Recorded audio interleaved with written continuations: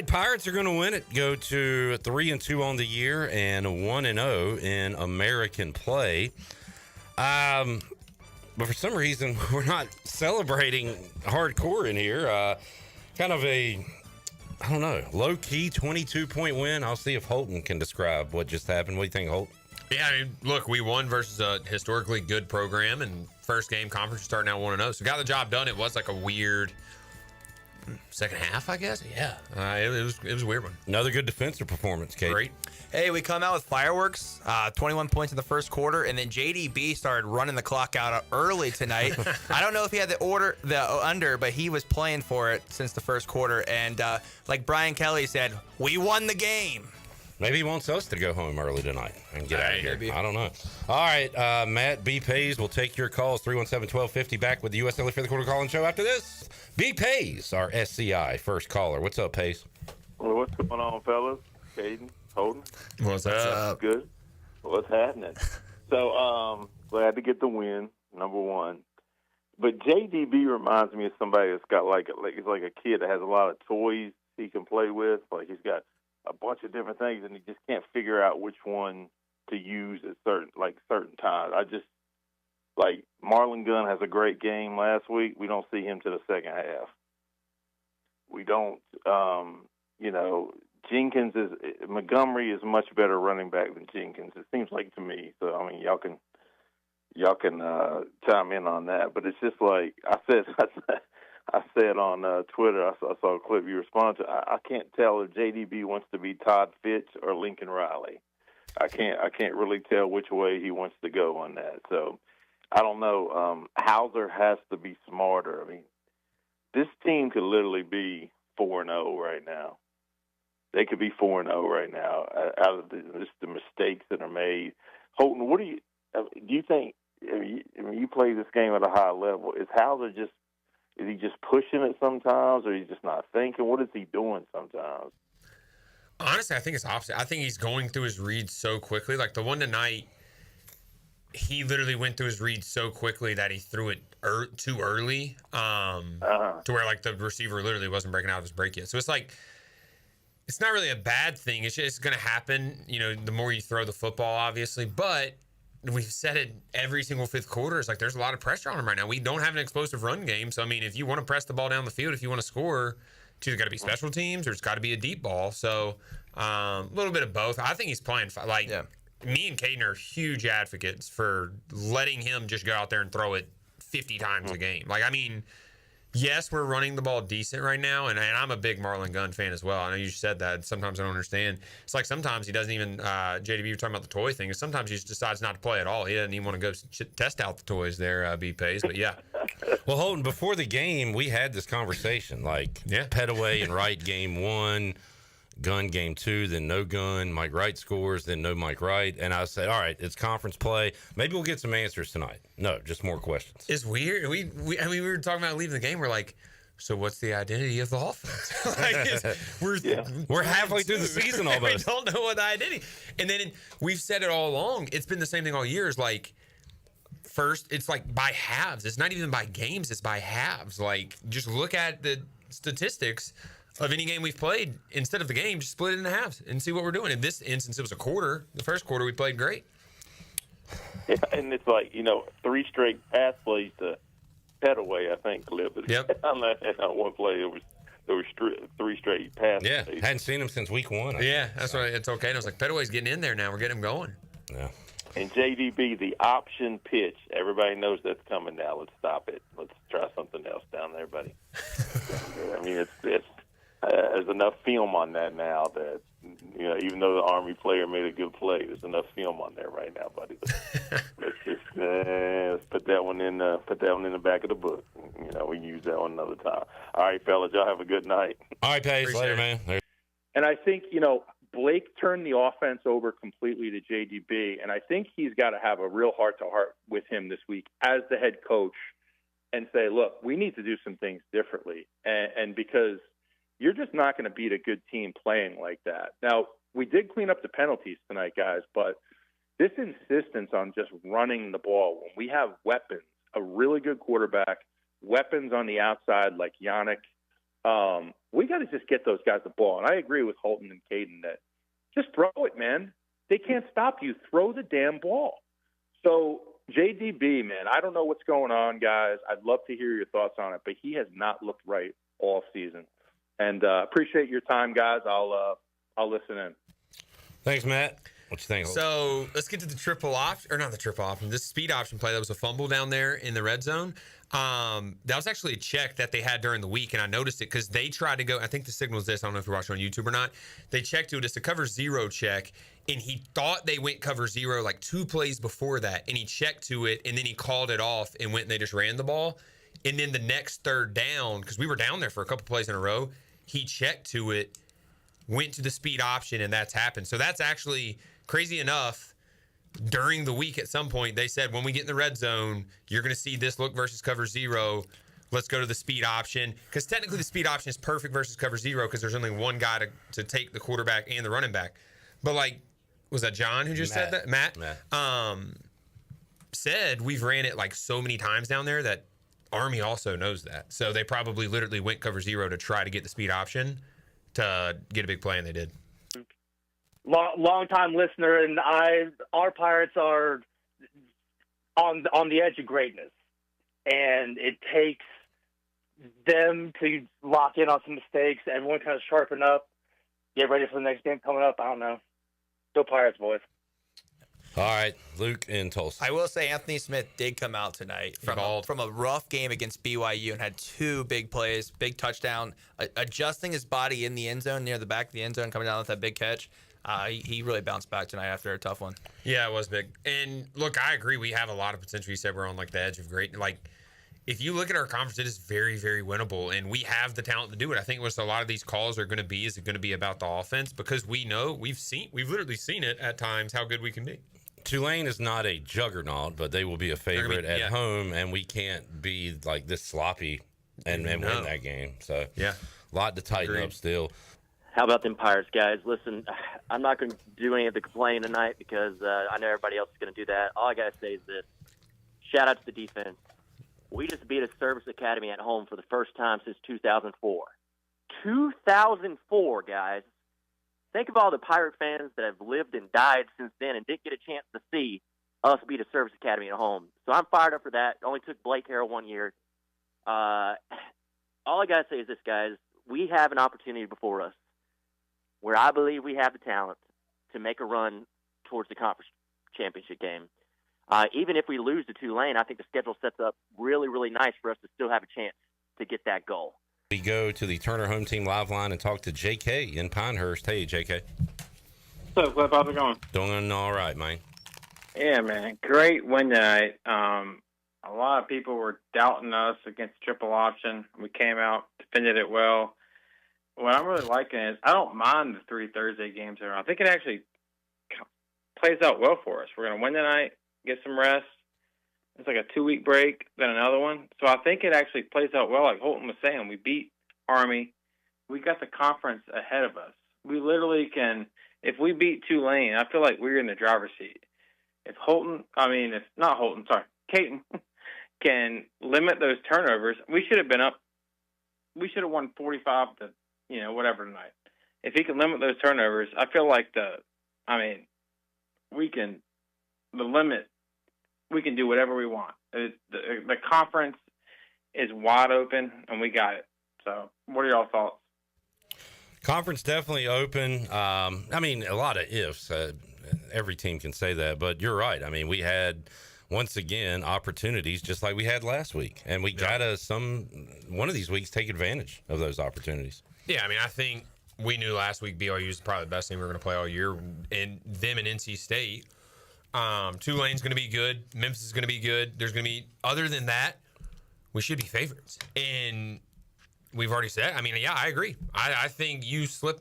And look, we ain't got to be first in the conference to even make the championship. You just got to be top 2. Oh, yeah. So that's the thing too. Like, we can be second, right? But we want to be first to host it in Greenville. But hell yeah, I like this guy. Yeah.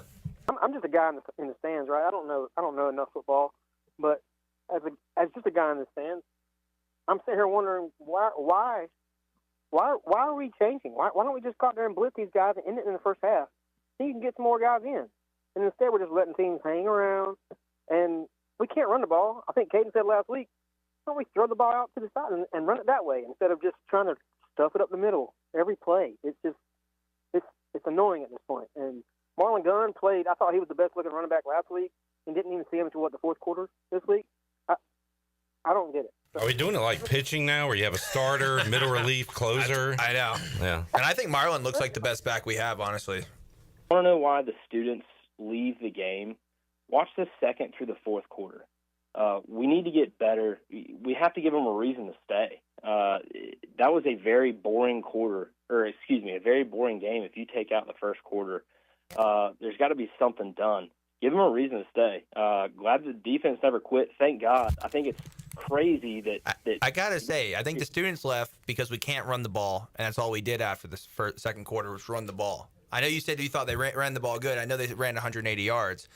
But I don't think we ran the ball that well as a team. I mean, only Marlon Gunn averaged more than 5 yards a carry. The other ones averaged 3. I know 3 times 4 gets you the first down, but I think we ran the ball way too many times and we're not that effective. And I think that's why a lot of people left. They got bored again. Yeah, I think it's kind of happy. That's fair. Yeah, I think it's kind of like happy medium of saying, because I will say it's the best our run games looked, but I don't know if that says much is the bad thing right now. But yeah, I kind of agree with both of you. We go to Cheezel in Ocean City. Hello, Cheezel. Gentlemen, how we doing? What's up? Man, I feel like I must be living in the Twilight Zone. Everybody's coming in all negative Nancy right now. I mean, I haven't been this juiced up about having the opportunity to win the American since I got tased running on the field after we beat West Virginia. I mean, this is like one of like the pinnacles of where we've been in the last 10 years, and everybody wants to call in and say, like, we didn't do something, like we didn't do enough. Here's the thing. First and foremost, let's give Blake his flowers, man. Give Blake his flowers. He's not only won over the team, he's had talent buy-in. In an NIL year, he hasn't had people leave. And he's starting to pack the house, and he's putting together a formidable squad. I don't really know what else you guys want from Blake. He's doing his job. What else? Like, from where we were, and I come from the Skip Holtz era. So from where we were with Scotty Moe to, I won't even say his name, to where we are now, what are we complaining about? We're 1-0 in the American, and we have an opportunity to go on and potentially make it into the 12-team field. What else do you want? JDB, thank you for listening to, the fifth quarter call-in show. You finally got the tight ends involved, 3 catches, 40 yards, and 1 TD. Let's do it some more. I think, last week, getting Keegan Wilk tossed out for the targeting penalty was obviously a clear game changer because what you could see tonight, what he did, 4 solo tackles. The guy's a game changer. Whether you like to say it or not, he was a big difference maker when we lost him last week. Look, Hauser's getting a little bit careless with the ball, but I think that's also a double-edged sword. He's becoming comfortable with the offense. He's getting a little bit cocky, but cocky is confident. So I do like it, but I just need him to make sure that he hones this thing in. Don't get a little overcarried. Don't get a little overboard. He knows he's got a good team. When he's starting to make mistakes like this, that's a vision that he has because he knows he's got talent around him and he knows he's got skill. Last thing I'll say, we got 55 days. Put in 55 days of good work. Give me 7 games. Give me 7 games. I know you guys are all saying, "Oh, this is crazy. We'll never go ahead. We can't make the playoffs. The ECU, we were not that good."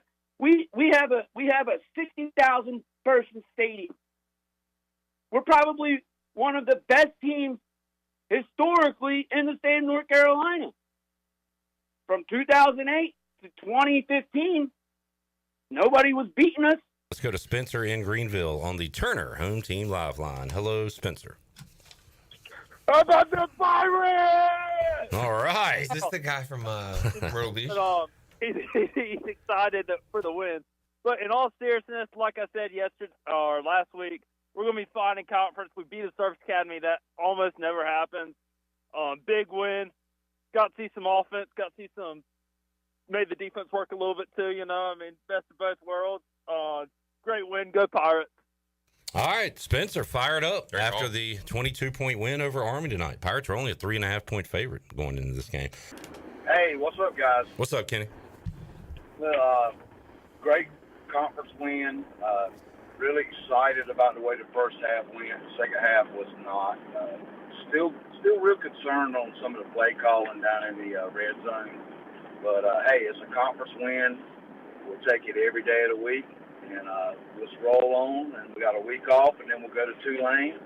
And hopefully get another conference win. And we're going to cut it short and sweet so you guys can get on home. So y'all have a good night. Go Pirates. I told Holden I was putting a 35-second shot clock on the calls tonight. I was joking, but Kenny, well done. Kenny's also driving down the road with his convertible top down tonight with his I couldn't tell if it was a big rig or a convertible. Yeah, he's cruising to Blunt's Creek. All right, and also shout out Kenny bringing the juice. No, he all does. Night. He sits near us. He gets the fans rowdy. I went to get concessions at halftime, and he yelled at me because he thought I was leaving. Kenny was not impressed with that either. During the Holden Ayler's era, he had a 12 jersey. What does he wear now? Does he still have that? He wears Caton's jersey, and then he wears my jersey as well. There you go. He's committed, man. Yeah. Flip, wake up, man. I'm here. I'm ready. It ain't late over there. Hey, Jack. No, I got a couple things for you guys. Number one, I think it's very impressive how well the defense played tonight on a short week going against an academy team.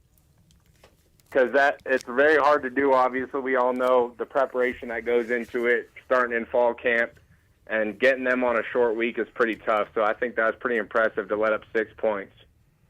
I 100% agree, Jack. I feel like we should be giving the flowers to the defense, like you were doing as defensive guy.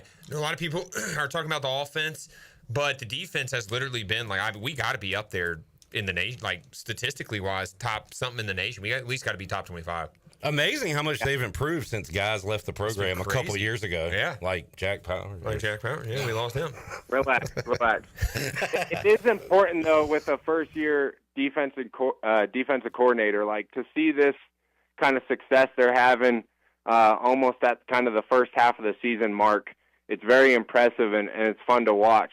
And I already said it, but coming on a short week against an academy team is very hard. So the way they handled it and went out there and executed was really fun to watch. The second thing I have is it felt like we got ultra conservative. I guess it didn't feel like it. We did after the first quarter.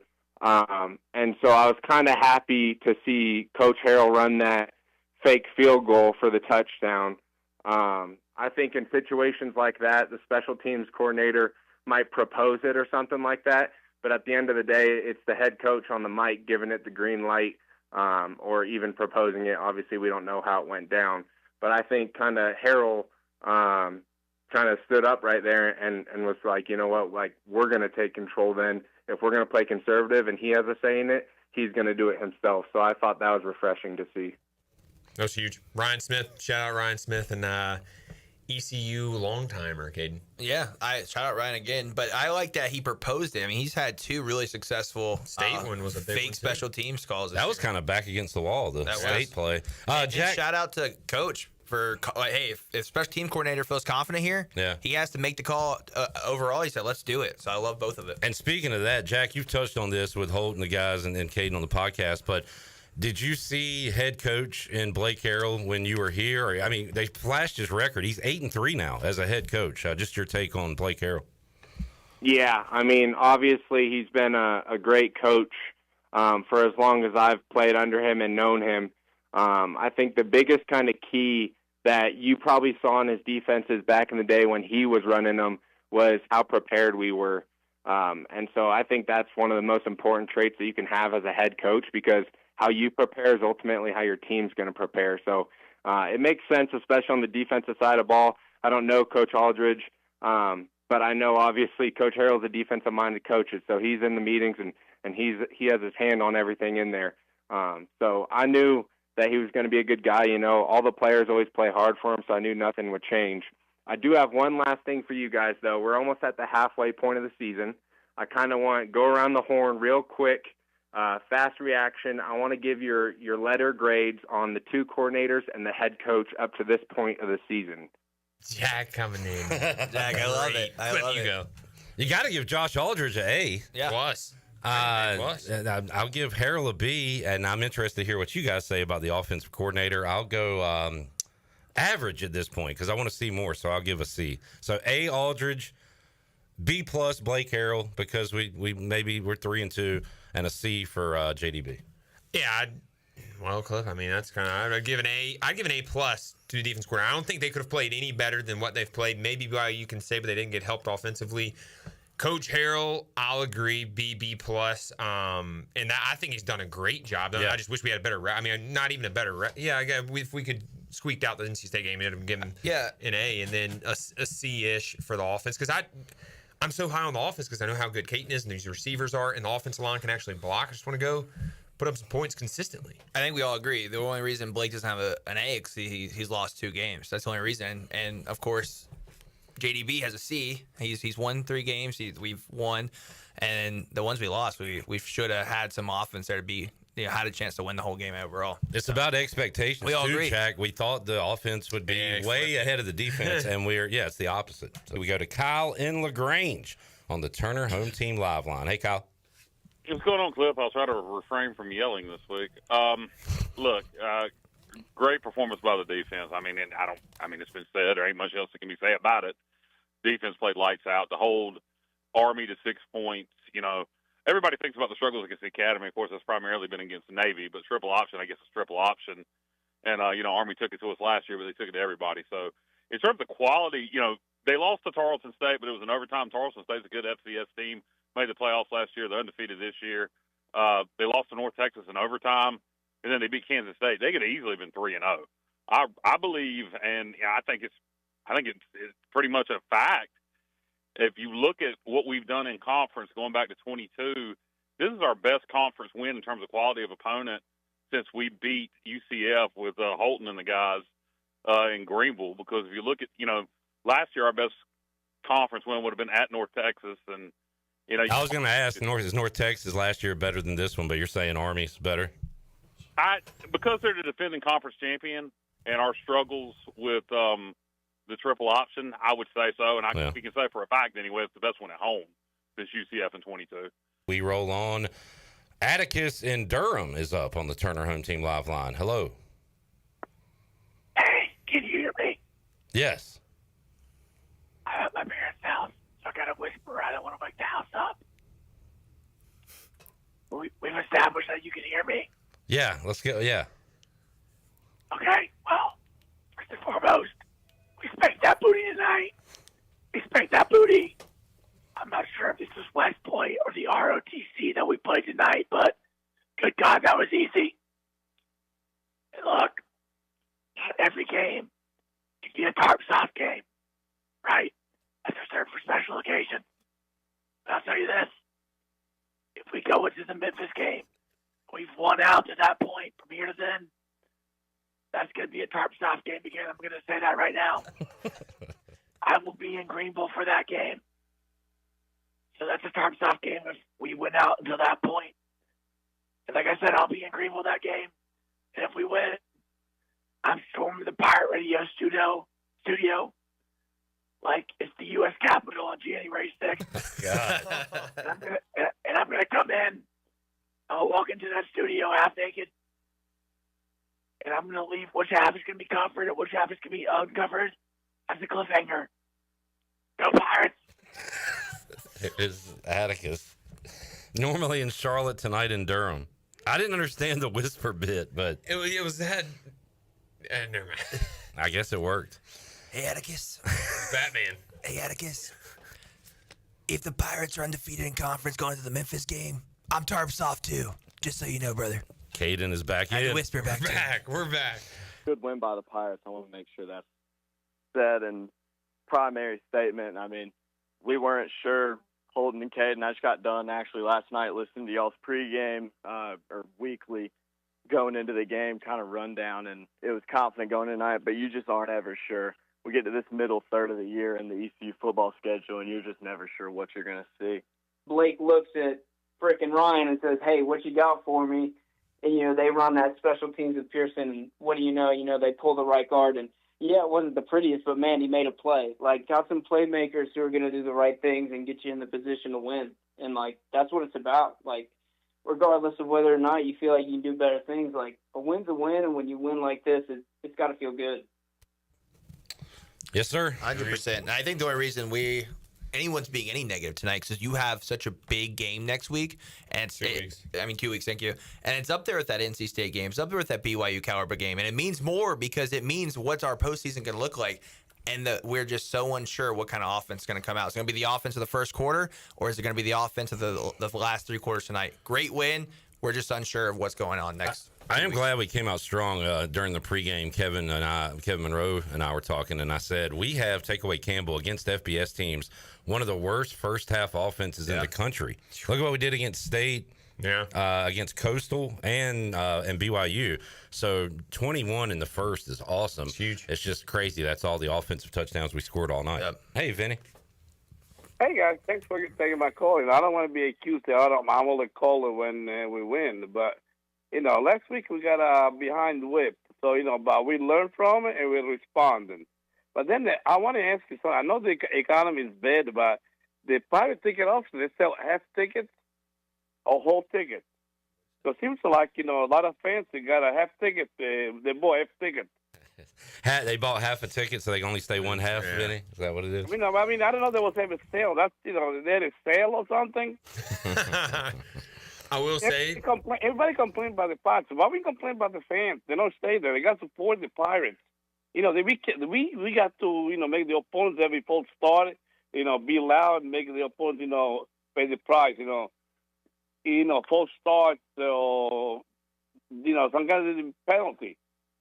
On the second half, there were only quite a few of us. If I buy I've been season ticket holder since 1988. I missed 2 or 3 games was I was out of the country. And one time, my brother, my kids won the game when we beat NC State. I called all the way from Palermo, Sicily, and and when you guys were talking about how far the Pirate Nation expand. That's awesome. I was to keep on calling my wife. My wife called to my brother at the game, and then I called all the way there. That's one of them. I missed maybe 3 games since 1988. I stay. When I go to the game, I say to open to close. To the start to the finish, and then I watch the whole game. But the fans, they're not. You gotta stay behind your team. We all could on complaining after the game, but those kids, they worked their tail off. Last week we got whipped, okay, but take it like a man. When he gets you behind the whip, take it like a man. The question is how you respond. I thought they responded great tonight. Definitely agree with that. Best call of the year. I 100% agree with everything you said. Vinny's true. We know that from his calls in the past. Shirley's going to give that a doorbell on the Turner Home Team Live line. I want to go to Vinny's Italian restaurant. Yeah. Oh, go to Sicily. I know. And get the real thing. Yeah. Vinny, we appreciate it, man. Thank you for calling, and we'll see you the entire game at the next game. And was just kind of thinking ahead. Man, put together, win at least 3. Win all 4 coming up, Thank and you, then sir. you got it.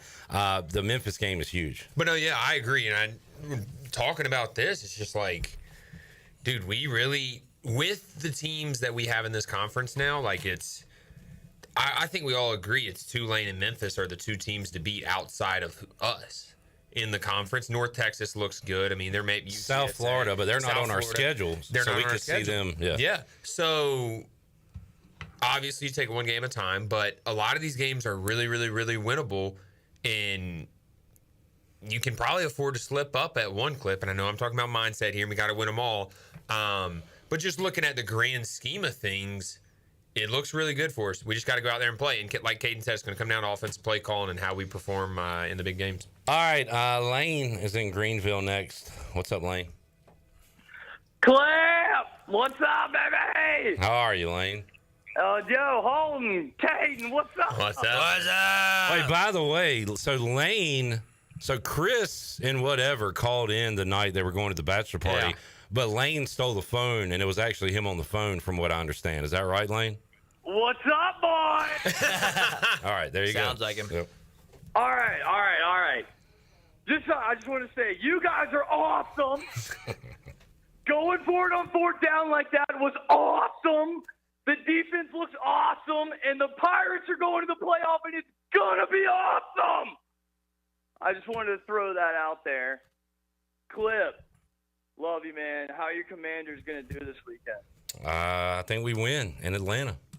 All right. I just want to say, man, Holton, honest to God, like, do you really think if we beat Tulane, do you think it's on?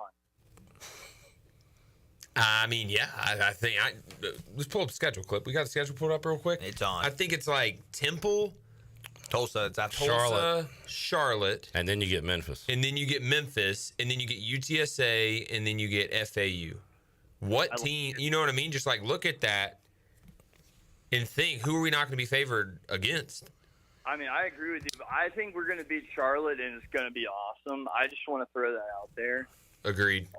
Also, I just want to say, fly, Eagles, fly. And, Clip, I can't wait till we go 2-0 against you and just run it again. All right. You didn't do it last year in the regular season. Yeah, but we won that Super Bowl, though. I saw it.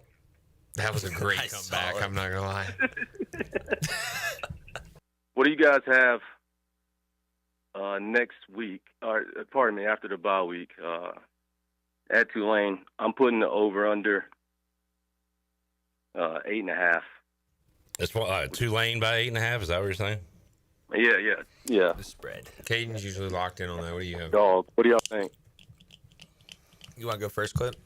Well, first of all, what has Tulane done this year? They beat Duke and handled them pretty well. Northwestern and everyone, the media is high on their quarterback. He's great. He really is. Oh, the I'm high on BYU too, but when the media is high, it also affects the books. So that's definitely a fair spread, I think. I think about 8.5. That's perfect. I would even push it maybe more to 9 to the 10 range. No, I ain't go that high. I go 7.5. Do you guys remember Tulane was one of the 4 teams to pick to be the G5 representative? Yeah. So I think it's going to be about 10. Okay. Especially with ECU struggling offense every game this year at some point. Okay. I've never seen a journalist make a tackle, so we'll see. I'm just telling you what the line's going to be. You asked me what the line was going to be. I ain't never seen you tackle no one. They were picked, but I'm a Pirate fan too. All right, let's wrap this baby up. Good win, and we had complaints about it, but Holden, you like that, right? You want the standard to be raised. I feel like the standard was raised this week because some folks aren't super pleased with the 28-6 win. Yeah, I mean, look, yes and no. I think be happy we won like that.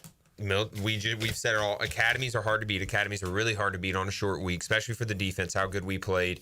I think we're still winning games.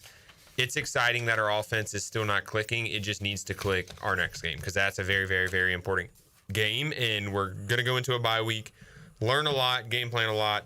And, I think the whole season's in front of us. Everything that we want as fans is still in front of us. So, just got to have a good bye week, get healthy, and let's have a full game offensively versus Tulane. Caden, let's work on red zone during the off week. The Johnny Stats stuff was alarming.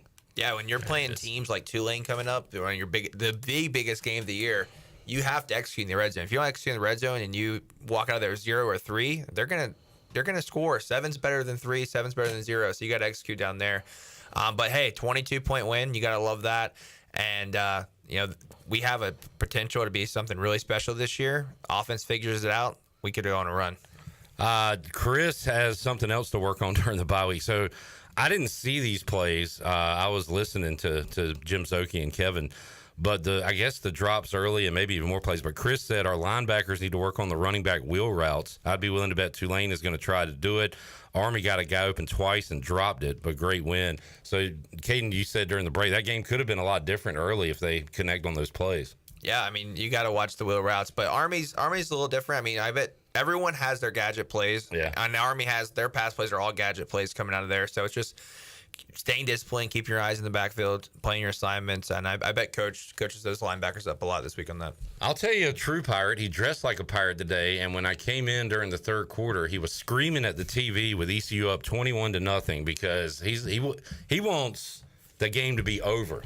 No doubt. Jackson, you were pissed off while ECU was up 3 touchdowns. How do you feel about the win? Look, I'm going to quote Skip Holtz. It may be an ugly baby, but it's still our baby. It's a good win. I mean, we won by 22 against a academy school, which is always great, and it's at home, which is great. We got to stop leaving points on the field. We have to. It's the most infuriating thing to me when we can get, just like Johnny said, when we get all the way down into the red zone and then come up with nothing. It drives me mad because you do all of that work, you have all of these great plays to get down there, and then all of a sudden just blank, like we forget how to play football again. And then we have turnovers, we have bad mental mistakes, we have bad calls. Like it's just it gets a little alarming at times. So got to clean it up. We've got enough time. We've got plenty of time, and I feel like if we can play good offense against Tulane, the defense will cover whatever else needs to be covered, and we can for certain win that Tulane game. All right, Shirley, we have 5 Saturdays off in a row. That's cool. I could not be happier. Same, Shirley. Same. Good night, Shirley. Yeah, good night. Appreciate all y'all calling in, tuning in, listening, however you do it through the Pirate Radio app. We appreciate your support. And another fun night on the U.S. Sailor 5th Quarter Call-In Show. Holt, Caden, thanks for staying up late. 2 more 7:30 games to go next. Thursdays, though, Clip. That's it. That's true. We'll trade our Saturdays for late nights on Thursdays. All right, for the crew, I am Cliff Brock. We'll see you in 2 weeks on the Bud Light pregame tailgate and the U.S. Sailor 5th Quarter Call-In Show. What you know about rolling down in the deep?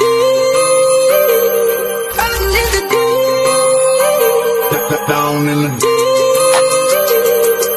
Now I know y'all be loving this shit right here.